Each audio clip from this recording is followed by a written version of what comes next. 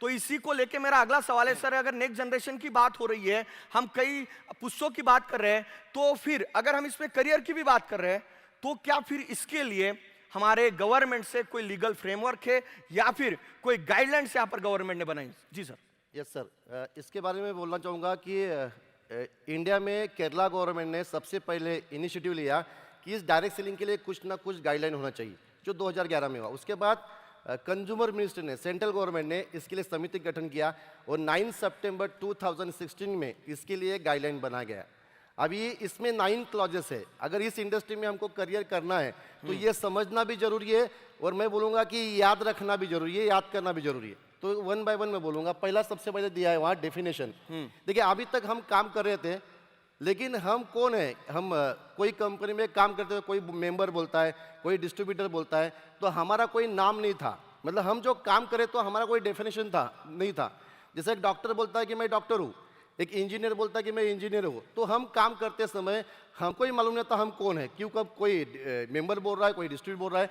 लेकिन इस गाइडलाइन में वहाँ डेफिनेशन दिया कि आप कौन हो, तो you are the direct seller, you are the legal person appointed by direct selling entity. मतलब पहली बार आपको रिकॉग्नाइज किया गया, तो आपको एक पहचान मिल गई। उसके बाद जैसे बोलते हैं कंपनी को क्या बोलना है, तो उसको बोलना है डायरेक्ट सेलिंग एंटिटी। तो ये डेफिनेशन इसमें डिटेल्स दिया है। सेकंड दिया है यहाँ पे कि कोई भी कंपनी, आज देखो मार्केट में क्या हो रहा था, कोई भी उठ रहा था, कोई भी कंपनी निकाल रहा था। एक डायरेक्टर है, इस कंपनी में केस में अटक गया, दूसरी कंपनी निकाल रहा था। लेकिन सेकंड क्लॉज में दिया है कि डायरेक्ट सेलिंग ये बिजनेस सेटअप करने के लिए क्या होना चाहिए, तो कोई भी उस कंपनी का की पर्सन या मैनेजमेंट का कोई भी आदमी लास्ट 5 साल में कोई भी केस में, मतलब उसके ऊपर लीगल कोई केस नहीं हुआ रहेगा। तो उसमें क्या होगा, यहाँ पे कंपनी बनाना ये आसान नहीं रहा। जो छोटी मोटी कंपनी नहीं रहेगी तो वहाँ पे कंपटीशन होगा। उसके बाद अगर मैं बोलूँगा सबसे बड़ा इंपॉर्टेंट पॉइंट है थर्ड, जो आपको बहुत अच्छा समझना है। वहाँ पे लिखा है condition to conduct direct selling business. मतलब डायरेक्ट सेलिंग कंडक्ट करने के लिए, कंपनी कंडक्ट करने के लिए क्या कंडीशन है, तो उसमें लिखा है प्रोडक्ट शुड बी ओन, खुद का प्रोडक्ट होना जरूरी है। बहुत बड़ी बात है। मैं आपको बोलूँगा कि 90% company they don't have their own products. 90% company के पास खुद के प्रोडक्ट्स नहीं है। अभी वहाँ पे प्रोडक्ट्स ये वर्चुअल नहीं होना चाहिए। मार्केट में आप देख रहे हैं कि बहुत से लोग यहाँ कॉइन के पीछे यहाँ वहाँ भाग रहे हैं। मैं आपको बोल रहा हूँ ज़्यादा टाइम नहीं, आने वाले 4-5 महीने में ये सब गायब होगा, क्योंकि वर्चुअल जो है ही नहीं वो प्रोडक्ट डायरेक्ट सेलिंग में नहीं चलेगा। मतलब जो कॉइन सिस्टम है वो नहीं चलेगा। उसके बाद वहाँ पे लिखा है कि जो प्रोडक्ट होता है वो वैल्यू फॉर मनी होना चाहिए, ओन मैन्युफैक्चर होना चाहिए और मैजिकल नहीं होना चाहिए। मैजिकल मतलब बहुत सारी कंपनी आती है, एक प्रोडक्ट होता है, वो बोलता है कि ऐसे ऐसा घुमाया तो उसमें से मतलब ब्रासलेट है, ये है मैजिकल, तो वो प्रोडक्ट भी नहीं चलेगा। देखो ये गाइडलाइन पढ़ेंगे बहुत अच्छा लगेगा आपको। उसके बाद चौथा जो पॉइंट दिया है कि हम डायरेक्ट सेलर है तो कंपनी के साथ हमारा कॉन्ट्रैक्ट होना चाहिए, मतलब लिखित कॉन्ट्रैक्ट होना चाहिए। उसमें 5 नंबर जो दिया है सबसे बड़ा है कि जैसा कंपनी के लिए कंडीशन है वैसा हमारे लिए भी कंडीशन है। अभी तक कोई भी आदमी कुछ ना झूठा बोल के प्रोजेक्शन प्लान दिखा के बिजनेस कर रहा था, लेकिन 5वें क्लॉज में लिखा है कि कोई भी डायरेक्ट सेल उसका ऑब्लिगेशन, मतलब उसने गलत चीज़ नहीं बोलना चाहिए, उसने गलत कमिटमेंट नहीं देना चाहिए। तो बहुत अच्छी बात वहाँ पे लिखी है। 6वें में बोलूँगा कि कंपनी का और डायरेक्ट सेलर का ये रिलेशन अच्छा होना चाहिए। मतलब आप अगर कुछ करते तो रिस्पॉन्सिबल कंपनी का और आपका दोनों का रहेगा, ये रिलेशन अच्छा होना चाहिए। सबसे बड़ी बात यह है 7वां पॉइंट जो है कंज्यूमर प्रोटेक्शन एक्ट। देखो बहुत सारी कंपनियों में क्या होता है कि प्रोडक्ट लोग चिपकाते हैं, पुश करते हैं, वो प्रोडक्ट तो ले लेता है लेकिन बाद में देखता है अरे ये तो प्रोडक्ट अच्छा नहीं है, क्वालिटी नहीं। अभी कंज्यूमर प्रोटेक्शन एक्ट में क्या है, 30 डेज में ये प्रोडक्ट आपको रिटर्न देना पड़ेगा।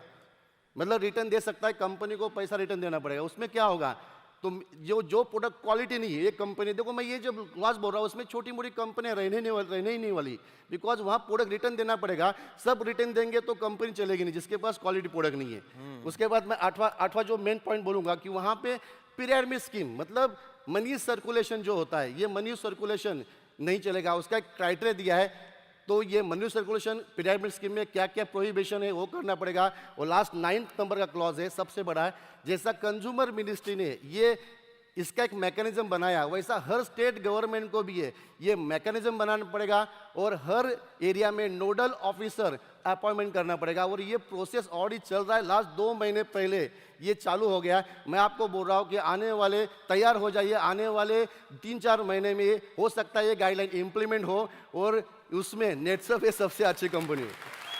क्या बात। जी सर। सर मैं कुछ कहना चाहूँगा इसके ऊपर। देखो डायरेक्ट सेलिंग क्या है, ये डायरेक्ट सेलिंग समझने के लिए या जो गाइडलाइंस है वो समझने के लिए मैं एक आपको कंसेप्ट बताना चाहता हूँ। जी सर। ये कंसेप्ट है लॉक कंसेप्ट।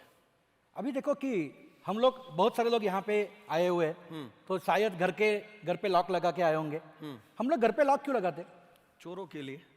नहीं दोस्तों, चोरों के लिए नहीं होता है। चोरों के लिए कभी भी लॉक नहीं होता है। देखो चोर है ना, चोर वो चोर है, वो आप लॉक लगाओ और कुछ लगाओ, कुछ सिस्टम लगाओ, चोरी करना है तो करेगा ही। सही है। वैसे ही हुआ क्या मालूम है क्या, वैसे ही हुआ क्या कि डायरेक्ट सेलिंग के जो गाइडलाइंस है वो आने के पहले ऐसे बहुत चोर पैदा हुए। हाँ, और उन्होंने क्या किया, कोई भी उठता है, कंपनी डालता है, पैसा हड़पता है और बाद में निकल जाता है। ये जो हुआ ना डायरेक्ट सेलिंग की गाइडलाइन आने के बाद में, ये पहले बंद हुआ। अब देखो कि अभी लोग क्या कर रहे हैं, मतलब डायरेक्ट सेलिंग गाइडलाइन के पहले क्या था, पहले इसको कोई भी मान मरातब नहीं था, कोई भी स्टेटस नहीं था, कोई भी पहचान नहीं थी, है ना। मतलब डायरेक्ट सेलिंग बिजनेस कौन करता था, जिसको कुछ होता नहीं है वो डायरेक्ट सेलिंग करता था, ऐसा एक माहौल था। लेकिन डायरेक्ट सेलिंग आने के बाद में आज हम सब लोगों को क्या मिला है, एक स्टेटस मिला है, क्या बात। एक रिकॉग्निशन मिला है, एक सम्मान मिला है। और मुझे लगता है सर कि इसके ये बहुत इंपॉर्टेंट चीज है। और दूसरी बात मैं यहाँ पे कहना चाहूंगा कि देखो डायरेक्ट सेलिंग आने के पहले ये बिजनेस कितना था, 8,000 करोड़ 10,000 करोड़, ज्यादा नहीं था, इतनी बड़ी लोक संख्या होने के बावजूद भी। लेकिन जैसे ही डायरेक्ट सेलिंग आई ना, मुझे कहने में बहुत अभिमान होता है, स्वाभिमान होता है यहाँ पे कि यही बिजनेस 8-10 करोड़ का डायरेक्टली 18,000 करोड़ पे गया। और अभी सभी लोग यही कह रहे हैं कि इंडिया ये मार्केट बहुत बड़ा होगा और 2025 में यही बिजनेस 75,000 करोड़ तक जा सकता है। इतनी जबरदस्त ताकत यहाँ पे। मतलब डायरेक्ट सेलिंग के इस गाइडलाइन की वजह से इस इंडस्ट्री में बहुत बड़ा ग्रोथ जो है ये होने वाला है। जी सर। रविकांत सर की बात को मैं थोड़ा आगे लेके जाऊंगा। जैसे बैंगलोर फेमस है ट्रैफिक के लिए, अगर बहुत ट्रैफिक है और स्क्वायर में चौक में सिग्नल्स नहीं है तो ट्रैफिक जाम हो जाएगा, एक्सीडेंट हो जाएगा, बहुत सारा प्रॉब्लम हो जाएगा। लेकिन वहीं पे अगर सिग्नल प्लेस हो गए, अगर वहाँ पे पुलिस खड़ा है तो डिसिप्लिन आ जाएगा। तो ये इंडस्ट्री में भी गाइडलाइंस की वजह से डिसिप्लिन आया है। यहाँ पे अच्छा काम करने वाले जो लोग हैं उनको सपोर्ट किया जाएगा। तो मेरा ऐसा कहना है कि अच्छा काम करने वाले को रोका नहीं जाएगा और गलत काम करने वाले को ठोका जाएगा। क्या बात। सर मैं कुछ बोलना चाहूंगा। जैसे किरण सर ने बताया गाइडलाइन के बारे में, तो गाइडलाइन आने से पहले भी डायरेक्ट सेलिंग कंपनी चल रहा था कि नहीं चल रहा था? चल रहा था। तो हम बात करें इंडिया में लगभग 5,000 से भी ज्यादा डायरेक्ट सेलिंग कंपनी चल रहा था। लेकिन गाइडलाइन आज आ चुका है, 4 से 5 साल हो चुका है। लेकिन गवर्नमेंट ऑफ इंडिया के पास पेपर क्या 5,000 कंपनी ने सबमिट किया? नहीं किया। अभी तक देखेंगे तो सिर्फ लगभग 475 कंपनी ने पेपर सबमिट किया। तो बाकी का कंपनी किधर गया? कुछ बंद हो गया और कुछ आपका ही आजू बाजू में पड़ा हुआ है जो चल रहा है। तो आपको खुद को गाइडलाइन पढ़ना चाहिए और आपका आजू बाजू में जो दूसरा कंपनी में काम कर रहे हैं ना, उसके हाथ में गाइडलाइन पकड़ा दीजिए और उसको बताइए गाइडलाइन एक बार पढ़ ले, उसके बाद तू जो कंपनी में काम कर रहे हैं ना, करना चाहिए क्या नहीं करना चाहिए तू डिसीजन ले। बाद में मत बोलना मुझे पता नहीं था गाइडलाइन के बारे में इसलिए मैं गलत कंपनी में फंस गया। और आज और एक बात बताना चाहूंगा, जो गाइडलाइन आने के बाद भी नेटसर्फ का बिजनेस प्लान में कुछ भी चेंज नहीं हुआ। तो मुझे तो ऐसा लगता है, क्या बात, मुझे तो ऐसा लगता है जो नेटसर्फ का बिजनेस प्लान देख के गवर्नमेंट ऑफ इंडिया ने गाइडलाइन बनाया होगा। क्या बात है, क्या बात है। मतलब आप सभी पैनलिस्ट का कहना है कि डायरेक्ट सेलिंग के लिए लीगल गाइडलाइंस बन चुकी है, वो जल्दी उसका भी इम्प्लीमेंटेशन हो जाएगा। और देबू सर ने जैसे कहा कि इस डायरेक्ट सेलिंग इंडस्ट्री में अगर आपको सक्सेसफुल करियर करना है तो उसके लिए एक सही प्लेटफॉर्म की आवश्यकता होना बहुत जरूरी है। और वो एकमेव प्लेटफॉर्म है जिसका नाम है नेटसर्फ।